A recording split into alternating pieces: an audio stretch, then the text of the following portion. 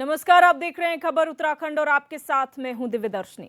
बांग्लादेश में हिंदुओं पर हो रहे हमलों पर सीएम पुष्कर सिंह धामी का बयान सामने आया है। उन्होंने विपक्षी नेताओं पर हमला बोलते हुए कहा कि विपक्षी नेता आमतौर पर दुनिया में होने वाली घटनाओं पर विरोध करते हैं, मार्च निकालते हैं, शोक मनाते हैं, लेकिन जब बांग्लादेश में हिंदुओं पर अत्याचार हो रहा है तो कोई भी विपक्षी नेता विरोध नहीं कर रहा है और ना ही कोई बयान दे रहा है।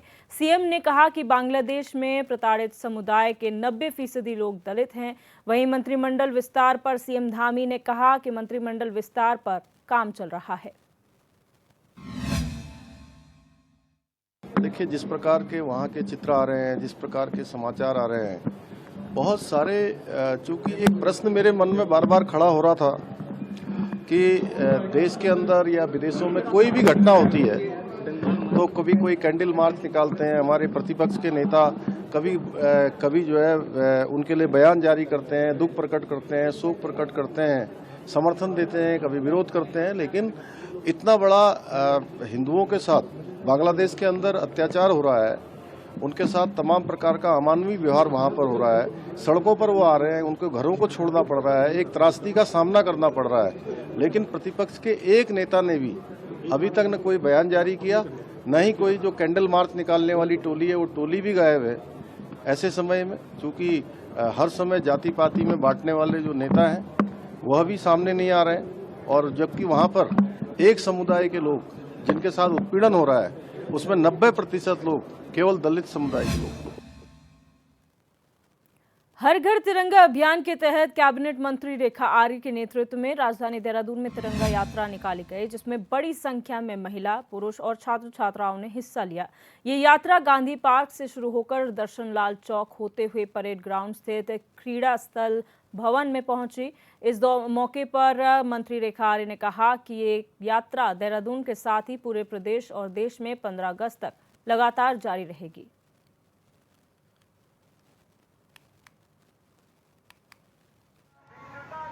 संदेश तो ये है कि यह हमारा तिरंगा झंडा हमारी आज़ादी का प्रतीक है, और माननीय प्रधानमंत्री जी ने जब देश का अमृत काल प्रारंभ हो रहा था, यानी कि 75वें स्वतंत्रता दिवस के अवसर पर अमृत काल को किस प्रकार से माननीय प्रधानमंत्री जी के द्वारा देश के आह्वान में हर घर तिरंगा।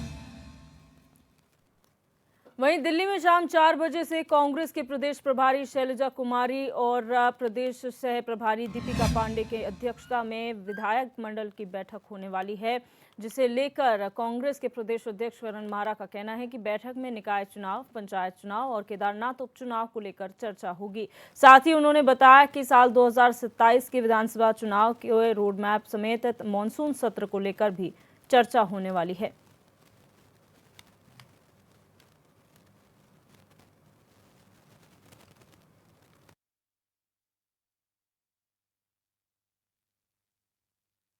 आज दिल्ली में 4 बजे आदरणीय शैलजा जी और दीपिका पांडे जी सह प्रभारी हैं, आदरणीय गुरदीप सप्पल जी के तत्वाधान में विधायक मंडल दल की एक बैठक आहूत की गई है, जिसमें पूर्व वाली बैठक के सारे एजेंडे रहेंगे, जिसमें निकाय चुनाव, पंचायत चुनाव और केदारनाथ का बाई इलेक्शन।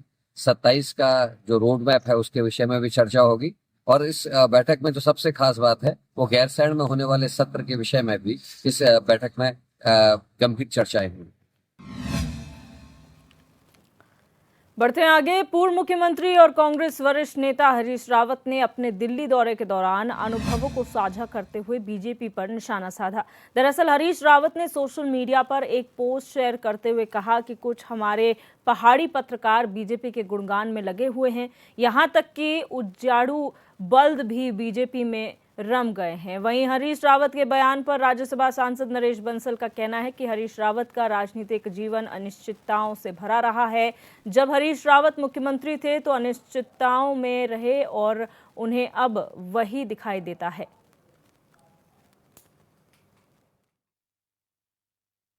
देखिए, हरीश रावत जी का राजनीतिक जीवन ही अनिश्चितताओं में रहा है। स्वर्गीय श्री नारायण दत्त तिवारी जी की जब सरकार थी, वो मुख्यमंत्री थे, तो उनको ये आए दिन अस्थिर करते रहे। स्वयं मुख्यमंत्री रहे तो अस्थिरता के दौर में रहे, और अब भी उनको वही दिखाई देता है। किसी ने कहा भी है, जाकी रही भावना जैसी, प्रभु मुहूर्त दिन देखी वैसी। और जहाँ तक भारतीय जनता पार्टी का सवाल है, ये एक जीवंत पार्टी है। पार्टी डबल इंजन की सरकार उत्तराखंड में है। हम अपने राजनीतिक और सामाजिक दायित्व को समझते हैं। जनता की समस्याओं का समाधान करने के लिए एकजुट होकर काम करते हैं, वही हम सब कर रहे हैं।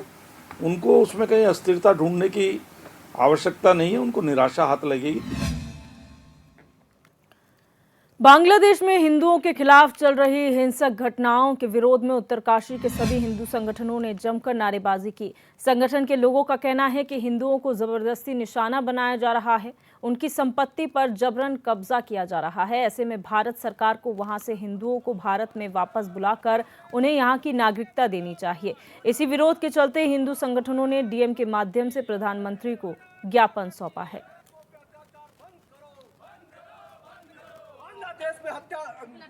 ज्ञापन देने डीएम साहब को आए हैं। उसमें से प्रमुख मुद्दा बांग्लादेश का है और जो यहाँ अवैध रूप में इन्हीं घुसपैठियों के द्वारा दुनिया भर के व्यापार के माध्यम से प्रवेश हो रहा है, उसके लिए हम आज ज्ञापन देने डीएम साहब को आए हैं, जिसमें बांग्लादेश पर हो रहे हिंदुओं पर जो अत्याचार है, सैकड़ों की संख्या में हिंदुओं का नरसंहार किया जा रहा है।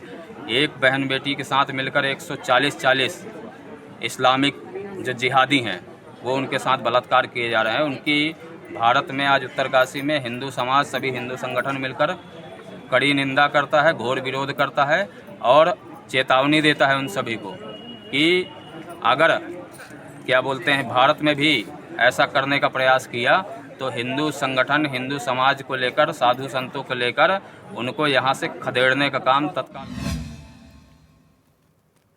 देहरादून से दून अस्पताल के स्टोर रूम और एक्सरे रूम में आग लग गई। अचानक आग लगने से अस्पताल में अफरा तफरी का माहौल देखने को मिला। बताया जा रहा है कि स्टोर रूम में रखे कागजात भी जलकर खाक हो गए। मौके पर पहुंचे फायर ब्रिगेड के कर्मचारियों ने किसी तरह आग पर काबू पाया। कर्मचारियों ने मरीज और स्टाफ को सुरक्षित बाहर निकाला।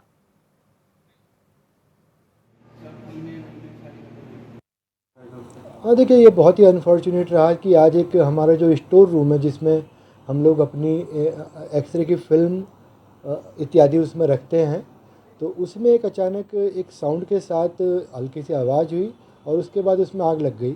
लेकिन मैं बोलना चाहूँगा कि हमारे सभी डॉक्टर, हमारे जितने कर्मचारी थे, हमारे गार्ड्स, सभी ने बहुत ही त्वरित एक्शन लेते हुए वहाँ पर 2 मरीज उस टाइम पर थे जिसमें कि एक ब्लाइंड पेशेंट भी था। हमारी डॉक्टर ने उसको खुद ही कैरी अपने साथ सहारा देकर उनको पीछे के रास्ते से वहाँ से निकाल लिया और हमारे सभी जो एक अग्निशमन यंत्र होते हैं उनके जरिए उस आग पर हमने काबू पाया। बाद में हमारा कॉल कर लिया गया था अग्निशमन दल को भी, उन्होंने आकर फिर वहाँ से पूरा एक धुआं निकालने का काम भी किया। अब रुक करेंगे अगली खबर का। केदारनाथ उपचुनाव और निकाय चुनाव को लेकर कांग्रेस की तैयारी तेजी से चल रही है। ऐसे में अनुमान लगाया जा रहा है कि कांग्रेस के शीर्ष नेता राहुल गांधी और कांग्रेस के राष्ट्रीय अध्यक्ष मल्लिकार्जुन खड़गे 20 सितंबर से पहले उत्तराखंड का दौरा कर सकते हैं, जिसे लेकर बीजेपी प्रदेश प्रवक्ता हनी पाठक ने कांग्रेस के नेताओं के उत्तराखंड दौरे पर तंज कसा है। उन्होंने कहा कि कांग्रेस नेताओं के दौरे अपने मतलब के लिए होते हैं। उत्तराखंड में आपदा के दौरान राहुल गांधी को आना जरूरी नहीं लगा। उत्तराखंड में चुनाव होने के चलते कांग्रेस के नेताओं को उत्तराखंड की याद आती है।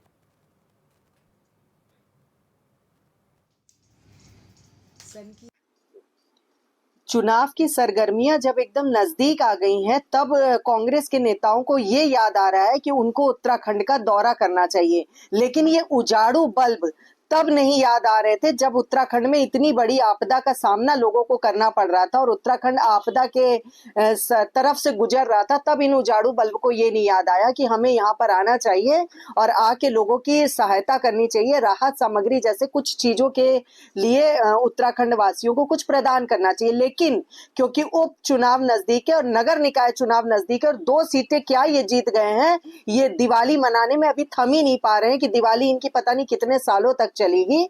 तो इनको थोड़ा थमना चाहिए और अपने आप में गौर करना चाहिए कि अभी ये वही फ्यूज बल्ब है जिसकी लाइट एकदम खत्म हो चुकी है, उसको बार बार जलाने की कोशिश ना करे। जनता देख रही है और निश्चित तौर पर उसका जवाब देगी। मनीष सिसोदिया की जमानत को लेकर आप कार्यकर्ताओं में खुशी का माहौल है। वहीं दिनेशपुर में प्रेस कॉन्फ्रेंस करते हुए आप जिला अध्यक्ष सुभाष व्यापारी ने केंद्र सरकार पर निशाना साधा। उन्होंने कहा कि केंद्र सरकार देश की राजनीति कर रही है और झूठा मुकदमा दर्ज कर दिल्ली के उप मुख्यमंत्री मनीष सिसोदिया को फंसाया गया। उन्होंने कहा कि बहुत जल्द अरविंद केजरीवाल की भी जमानत हो जाएगी और दिल्ली में विधानसभा चुनाव में फिर एक बार आम आदमी पार्टी की सरकार बनेगी।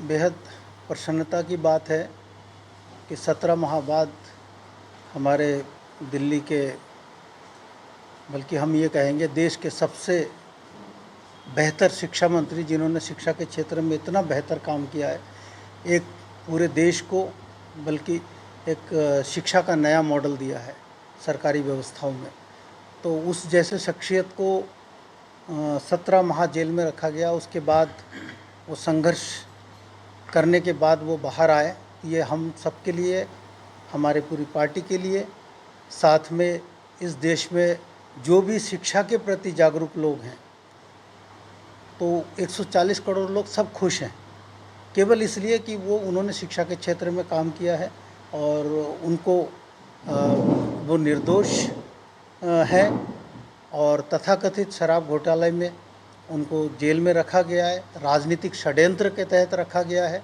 ये हमारी पार्टी की ओर से तमाम समय पर हम लोग इस बात को कहते जा रहे हैं और उसका नतीजे में हमारे बड़े नेता संजय सिंह, उनको 6 महीने जेल में रखा, सिसोदिया जी को 17 महीने जेल में रखा, तो वो बाहर आए। तो ये हम सबके लिए खुशी की बात है। इसके लिए मैं पार्टी के सभी कार्यकर्ताओं को मैं बधाई देता हूँ।